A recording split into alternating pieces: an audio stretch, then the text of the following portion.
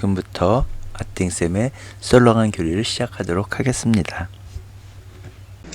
이번 시간에는 에즈라의 개혁에 대해서 알아보도록 하겠습니다. 사제이며 율법학자였던 에즈라는 기원전 458년에 페르시아의 임금이었던 아르타크세르크세스 1세가 에즈라를 예루살렘으로 보내게 됩니다. 에즈라는 모세의 형이었던 아론의 후손이었고요. 그리고 모세 율법에 능통한 율법학자였습니다. 그는 율법을 가르치는 권한을 받았고 재물을 봉헌했고 그리고 행정관들을 임명했습니다.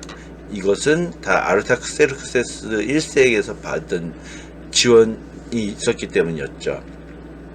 그리고 에즈라가 예루살렘에 도착했는데 예루살렘에는 이민족들과의 혼인이 만연해 있었습니다. 심지어 지도자들까지도 그런 풍속에 휩쓸리고 있었죠.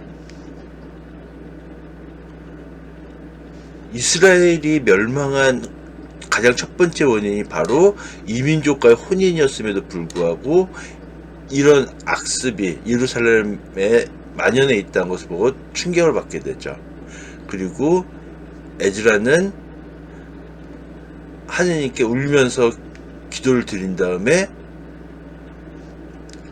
그 이방인 여자들과 아이들을 내쫓는 개혁을 하게 됩니다. 기원전 464년부터 424년까지 통치했었던 아르타크세르크세스 1세 때 에즈라는 예루살렘에 도착하죠. 그때가 기원전 458년이었습니다. 여기 나오는 키루스는 키루스 2세, 그리고 성경에는 캄비세스 임금은 등장하지 않고요. 그리고 다리우스 1세, 그리고 크세르크세스 1세가 등장은 하죠. 아무튼 오늘 이야기는 에즈라가 예루살렘에 도착하면서부터 이야기입니다.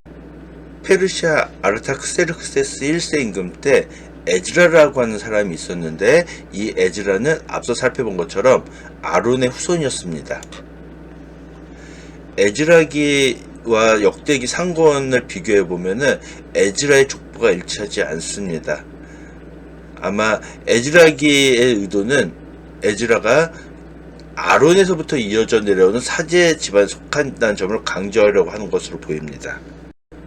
에즈라기를 보면 아론, 엘아자르, 피느하스, 아비수아, 부키, 우찌, 즈라흐야, 무라욤, 아자르야, 아마르야, 아이투, 차독, 살룸, 힐키야, 아자르야, 스라야, 그리고 에즈라로 족보가 이어집니다.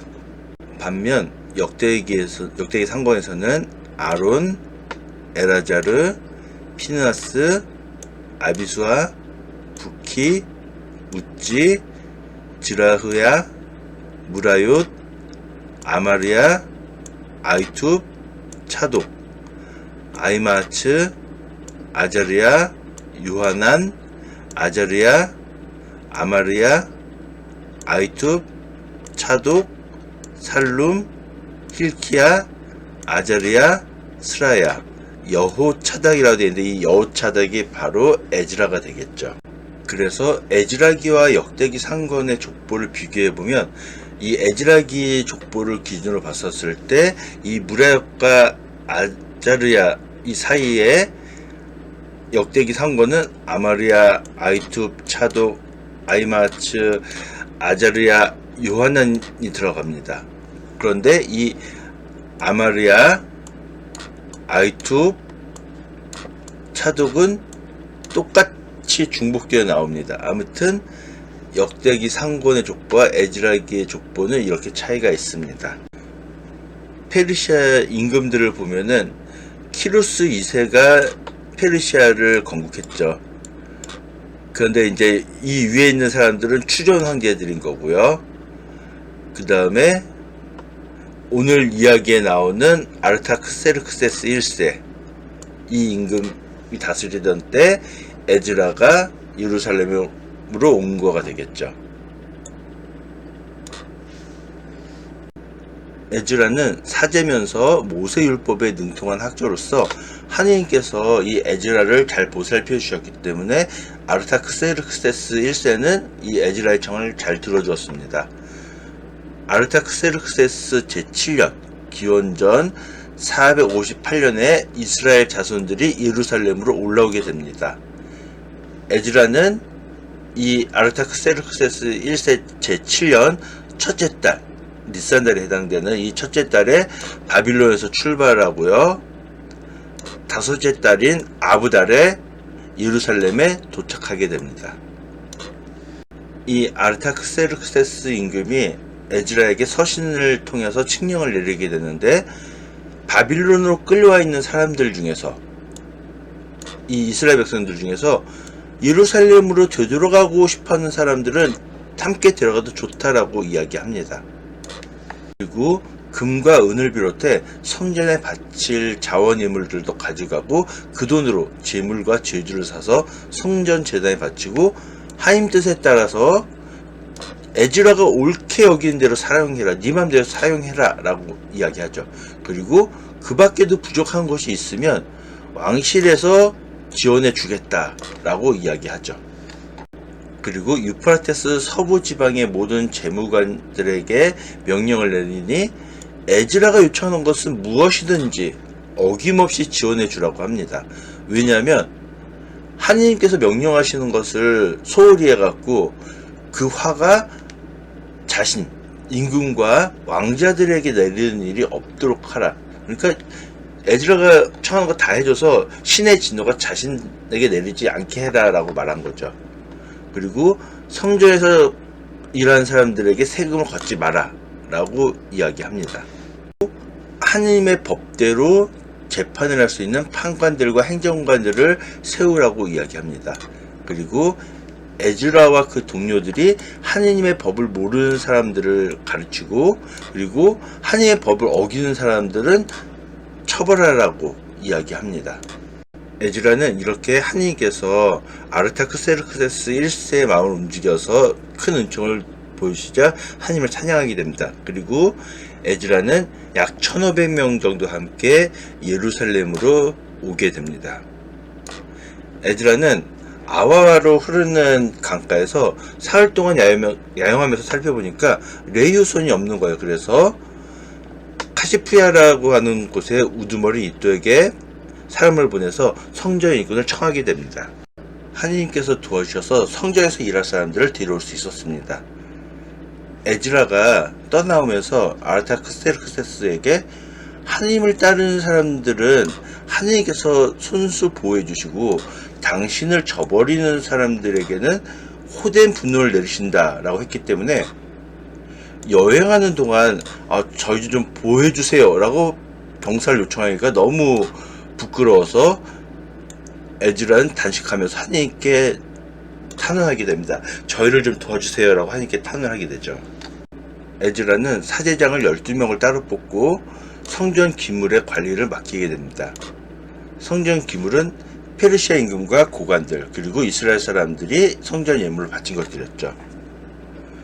하느님께서는 에즈라의 탄원을 들으시고 원수들의 손에서 그들을 보호해 주셨습니다. 에즈라와 그 일행은 예루살렘에 도착해서 하느님께 번제물을 바치게 됩니다.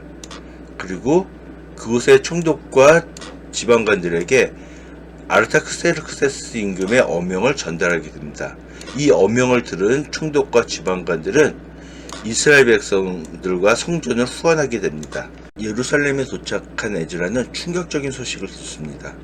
이스라엘 백성은 물론 심지어 모범이 되어야 할 사제와 레위인들까지 이방인들을 아내로 삼고 며느리로 받아들이고 이방인들의 역겨운 짓을 따라하고 있다는 그런 이야기를 들은 것이죠. 그 말 듣고 에즈라는 너무 놀라게 됩니다. 그 충격적인 말 듣고 에즈라는 저녁 때까지 넋을 잃은 채 있다가 저녁 제사 때 단식을 그치고 하나님께 기도를 드리게 됩니다. 하나님의 계명을 지키지 않아서 벌을 받고 이스라엘이 멸망했잖아요. 그리고 하나님의 은총으로 다시 돌아왔음에도 불구하고 아직도 하나님의 계명을 저버리고 있다고 한탄을 하게 됐죠. 이렇게 에즈라가 성전 앞에서 울면서 기도하는 동안 이스라엘 백성들도 함께 울부짖게 됩니다. 스칸냐라고 하는 사람이 에즈라에게 하나님을 받아들이는, 하나님의 계명을 받아들이는 이들의 권고에 따라서 이방인 여자들과 그에게서 난 아이들도 모두 내보내기로 하나님께 계약을 맺고 그 율법에 따라 이루어지게 하자고 이야기하게 됩니다. 즉 이방인 여자들과 그 자녀들을 내쫓자는 그런 건의를 한 거죠. 이에 에즈라는 모든 이스라엘 사람들이 이방인 여자들과 그에게서 난 아이들을 내보내게 하겠다 맹세를 하게 하였고, 사람들은 모두 그대로 맹세하게 됩니다. 그리고 이제 유배자들에게 예루살렘으로 3일 안에 모이라는 포고를 내리게 됩니다. 누구든지 3일 안에 예루살렘을 오지 않으면 수령들과 원로들의 결정에 따라서 그의 모든 재산을 몰수하고 회중에서, 이스라엘 무리에서 쫓아낸다는 그런 내용이었죠. 그래서 이 포고령에 따라서 사람들이 예루살렘으로 모였는데 그때는 겨울 우기였습니다. 이렇게 모인 사람들에게 에즈라는 이방인 아내와 이혼하라고 했고 회중은 그대로 하겠다고 대답하게 됩니다. 근데 회중들은 지금이 겨울 우기기도 하고 자신들의 지은 죄가 너무 많아서 하루 이틀에 이게 처리될 문제도 아니고 하니까 수령들이 회중을 위해서 나서서 이를 처리할 수 있도록 해달라고 했고, 그런 유배자들은 그렇게 하기로 하고 에즈라는 각 집안의 대표로 각 가문의 우두머리 된 사람들을 지명해서 뽑습니다. 그래서 열째 달에 이를 조사하고 그 다음 첫째 달에 조사를 마치게 됩니다. 아르타크세르크세스 1세가 다스리고 있을 때 에즈라는 사람이 있었죠. 이 에즈라는 바빌론에 있었는데 하느님의 율법에 능통한 학자였죠. 그리고 하느님께서 그를 어여삐 여기셨기 때문에 이 아르타크세르크세스 1세가 에즈라의 청을 다 들어주게 됩니다. 에즈라는 이 아르타크세르크세스가 다스리던 제7년 다섯째 달에 예루살렘에 다다르게 됩니다. 다섯째 달은 아부달이고요. 첫째 달, 초하룻날, 즉 니산달이죠. 바빌론에서 여행을 시작해서 하느님께서 그를 잘 보살피셔서 다섯째 달, 즉 아부달에 예루살렘에 도착할 수 있었던 거죠. 에즈라는 하느님의 율법을 연구하고 실천뿐만 아니라 이것들을 백성들에게 가르쳐야겠다고 마음을 굳혔던 거죠. 아르타크세르크세스 임금이 에즈라에게 자신의 명령을 전달해 줍니다. 내 왕국에 사는 이스라엘 사람들 중에서 에즈라와 함께 예루살렘으로 가고 싶은 사람은 함께 가도 좋다. 그리고 내가 나와 7 고문관이 하느님께 바치는 금과 은을 가지고 가라. 그리고서는 그것들로 여러 가지 재물과 제주를 사서 하느님 제단에 바치고 하나님 뜻에 따라서 그대들이 원하는 대로 사용해도 좋다. 이 밖에도 더 필요한 것이 있으면 왕실 제적에서 마련하도록 해라. 그리고 유프라테스 서쪽 지방관들에게 명령을 내린다. 에즈라가 요청하는 것은 무엇이든지 지원해줘라. 하느님께서 명령하시는 것이면 빈틈없이 수행해서 이 화가 임금과 왕자들에게 내린 일 없도록 하느님 뜻을 잘 실천해라. 그리고 성전에서 일하는 사람들에게 세금을 부과하지 마라. 그리고 이제 에즈라에게 하나님의 법을 아는 모든 이의 재판을 맡아볼 수 있는 판관들과 행정관들을 세워라. 그리고 법을 모르는 사람들에게 그것을 가르쳐라. 그리고 하나님의 법을 따르지 않는 사람들은 처벌하도록 해라. 이렇게 하나님의 은총이 에즈라의 뜻대로 임금을 통해서 실현되자 에즈라가 하나님을 찬양하게 됩니다. 이 앞에서 밭이나 콜이라고 하는 단어가 나왔는데, 밭은 약 40리터에 해당되고요, 콜은 약 400리터에 해당됩니다. 그리고 뒤에 탈렌트와 다릭이라는 단어도 나올 텐데, 다릭은 페르시아 금하고요, 약 20일치에 해당되는 금액입니다. 그리고 탈렌트는 약 10년치 이런 금액에 해당된다고 볼 수 있겠죠. 그리고 에즈라와 함께 예루살렘으로 온 사람들이 이렇게 된다라고 성경에서 기록하고 있습니다. 에즈라가 아와로 흐르는 강에서 야영을 하면서 사람들 살펴보니까 레위 자손들이 없는 거예요. 그래서 사람들을 카시프야에 있는 이또라는 사람에게 보냅니다. 이제 이또라는 사람에게 성전에서 일할 사람들을 청하게 되죠. 그래서 하느님께서 성전에서 일할 사람들을 보내주시죠. 그리고 이제 에즈라가 떠나올 때 아르타크세르크세스 1세에게 하느님께서는 우리를 보살펴 주십니다. 하지만 하나님을 저버린 사람들에게는 벌을 내리십니다 라고 한 적이 있어서 우리 집 보여줄 병사를 보내주세요 라고 말하니까 부끄러웠죠. 그래서 에즈라는 하느님께 저희를 보여주세요 하면서 기도를 드리게 됩니다. 에즈라는 사제장들 가운데 12명을 따로 뽑아서 성전 기물을 관리하게 합니다. 그 성전 기물들은 페르시아 임금과 고관들과 이스라엘 백성들이 하나님의 집에 예물을 바친 것들이었죠.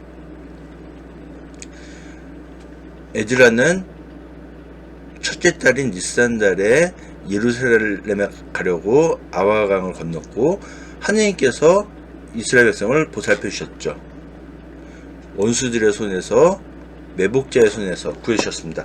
앞에서 살펴봤던 것처럼 떠나올 때 아르타크세르스한테 하느님께서 우리를 손수 보살펴 주십니다. 그리고 하느님을 저버린 사람들에게는 분노를 내리십니다. 진노를 내리십니다 라고 했기 때문에 병서 요청하기가 너무 부끄러운 거예요. 그래서 병서 요청하지 못하고 지금 위험한데 어떡하지 하면서 하느님께 탄원을 했더니 하느님께서 그 기도를 들으셔서 원수들의 손에서 구해주신 거죠.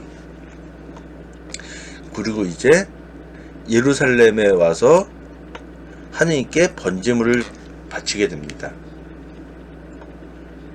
그리고 총독들과 서부 지방관들에게 아르타크세르크세스의 어명을 전달하게 되죠. 그 어명을 받아본 관리들은 이스라엘 백성과 하느님의 집 성전을 후원하게 됩니다. 에즈라는 수령들에게서 굉장히 충격적인 말을 듣습니다. 이스라엘 백성들은 물론이고 모범이 되어야 될 사제들과 레위인들까지 이 지방 백성들, 즉 이방인들과 갈라서지 않고 그들의 역겨운 짓을 따라한다라는 말을 들은 거죠. 이곳에 사는 사람들은 가나안족, 히타이트족, 프리즈족, 여부스족, 암몬족, 모압족, 이집트족, 아모리족 등 이런 이방인들의 역겨운 짓을 따라합니다. 심지어 그들의 딸을 아내로 또 며느리로 맞아들인다. 즉 이방인 여자들과 결혼을 한다. 그래서 거룩한 이스라엘 사람들의 피가 이방인들과 섞이게 하는데 수령들과 관리들이 배신에 앞장서고 있다. 이 충격적인 말을 들은 에즈라는 너무 깜짝 놀라서 옷을 찢고 넋이 나간 채 앉아있게 됩니다. 이 소식을 들은 하나님의 말씀을 잘 따르는 사람들이 돌아온 유배자들의 배신 때문에 에즈라에게 몰려오게 됩니다. 에즈라는 저녁 제사 때까지도 넋을 잃고 앉아있게 되죠. 그리고 에즈라는 저녁 제사 때 단식을 그치고 일어나서 하느님께 하느님 너무너무 부끄럽습니다. 하느님께서 저희를 이렇게 보살펴 주셨는데 저희 잘못이 이렇게 큽니다. 저희는 조상 때부터 많은 잘못을 저질러왔습니다. 그리고 저희 죄악 때문에 결국 망하기도 했습니다. 근데 하나님께서 은혜를 베푸셔서 이렇게 예루살렘을 되돌아오게 해주셨는데, 저희를 조금이라도 되살려 주셨는데 저희가 이렇게 다시 당신의 계명을 저버리고 있습니다. 하나님께서 너희는 이제 너희 딸을 그들에게 시집보내지 말고 그들의 딸을 며느리로 맞아들이지 말라라고 하셨는데, 저희가 그것을 지키지 않아서 저희가 겪은 것들은 모두 저희가 잘못했기 때문입니다. 그렇지만 하나님께서 저희 죄악에 비해서 가벼운 형벌을 내리셔서 저희가 이렇게 살 수 있었습니다 라고 한 거죠. 그런데도 저희는 이렇게 또 당신의 계명을 저지르고 역겨운 짓을 저지르고 있으니 어떻게 이럴 수가 있습니까 하면서 한탄을 하면서 기도를 하게 됩니다. 이렇게 에즈라가 하나님의 집 성전에서 쓰러져서 울면서 기도하는 동안에 이스라엘 백성들도 큰 소리로 슬피 울게 됩니다.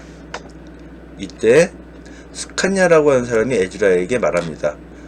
저희는 하나님을 배신하고 이방인 여자들과 혼인했습니다. 하지만 아직 희망이 있습니다. 그러니까 우리가 하나님의 계명을 받아들이는 이들의 권고에 따라서 이 이방인 여자들과 그들에게서 난 자녀들을 내보내기로 하나님과 계약을 맺도록 합시다 라고 하면서, 이것은 당신께서 맡으셔야 합니다. 이 일은 에즈라 당신이 맡아야 합니다. 이 말에 에즈라가 일어서서 사람들에게 이 말대로 실행하겠다는 맹세를 하게 하고, 사람들은 그대로 맹세를 하게 됩니다. 에즈라는 사람들에게 예루살렘으로 모이라는 포고령을 내리게 됩니다. 그 내용은 누구든지 3일 안에 오지 않으면 수령들과 원로들의 결정에 따라서 모든 재산을 몰수하고 유배자들의 모임에서 쫓아내겠다는 그런 내용이었죠. 그래서 사람들은 3일 안에 예루살렘으로 모이게 됩니다. 이 모인 때가 9째 달 20날이었는데 9째 달은 키실레오라고 해서 겨울 우기였습니다. 모였는데 막 이제 겨울비까지 막 내리는 거죠. 에즈라가 사람들이 모이자, 여러분은 하나님을 배신해서 이방인 여자들과 혼인하고 그럼으로써 이스라엘의 잘못을 더 보탰습니다. 이제 하느님께 찬미드리고 하나님의 뜻을 실행하십시오. 그리고 이민족 아내들과 이혼하십시오 라고 이야기하게 됩니다. 그러자 거기 모인 회중들이 옳으신 말씀입니다. 그대로 실행하겠습니다 라고 이야기하게 되죠.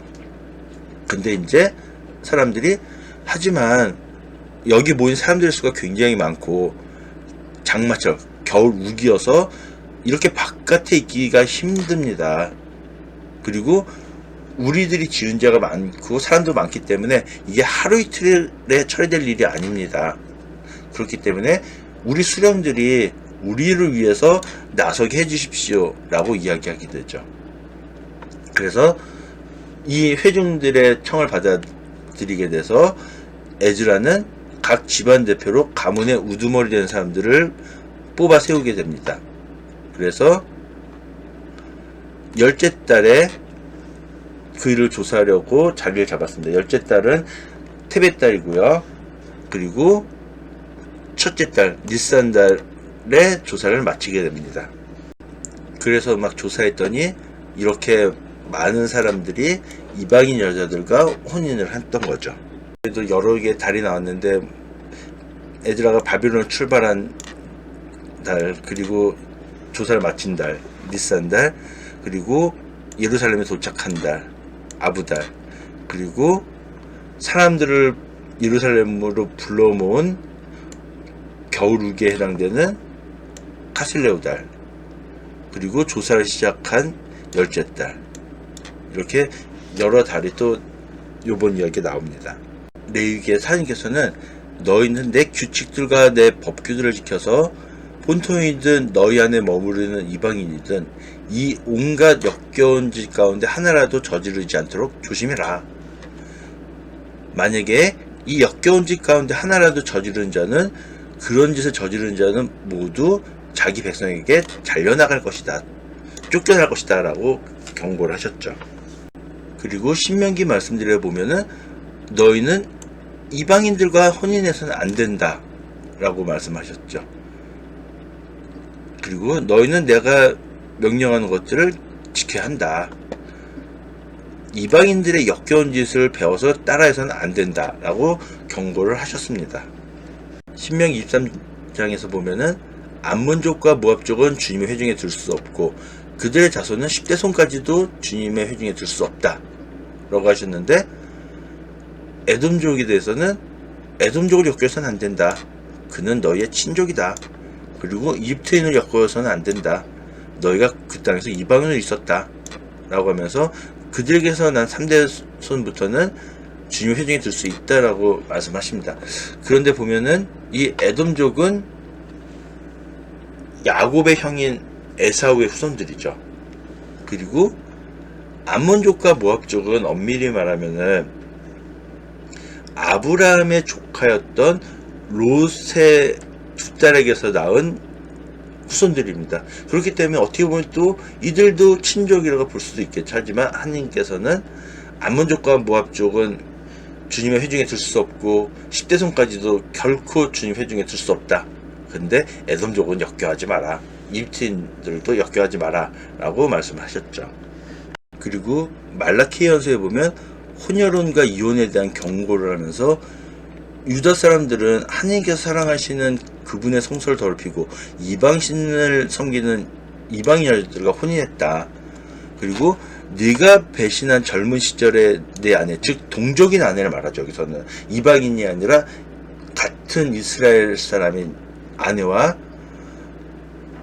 맺어졌는데 너희는 제 목숨을 소중히 여겨서 젊은 시절의 아내를 배신하지 마라. 즉 동족 아내를 배신하지 마라. 정녕 나는 아내를 내쫓는 것을 싫어한다.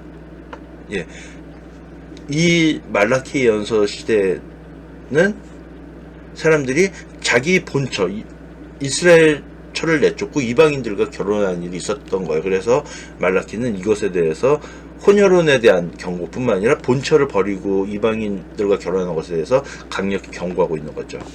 지금 이야기에서 보면 이방인들 혼인을 굉장히 안 좋게 보는데, 또 한편으로 보면은 요셉 같은 경우에는 파라오가 요셉의 이름을 차푸나 파네아라고 하고 오네사제 포티페라의 딸 아스낫을 아내로 주었다라고 이야기가 나옵니다.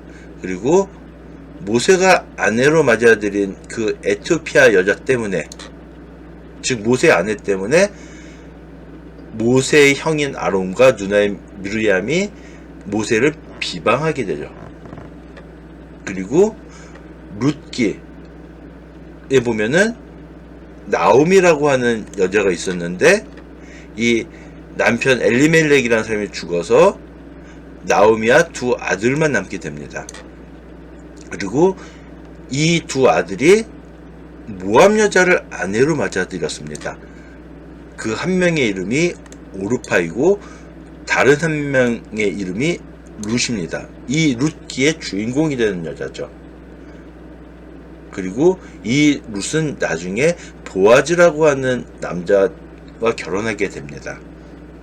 그리고 성경에서 가장 훌륭한 임금으로 칭송받는 다윗 같은 경우에도 셋째가 그스루 임금의 딸인 마아카라고 하는 여자와 결혼을 하게 되죠.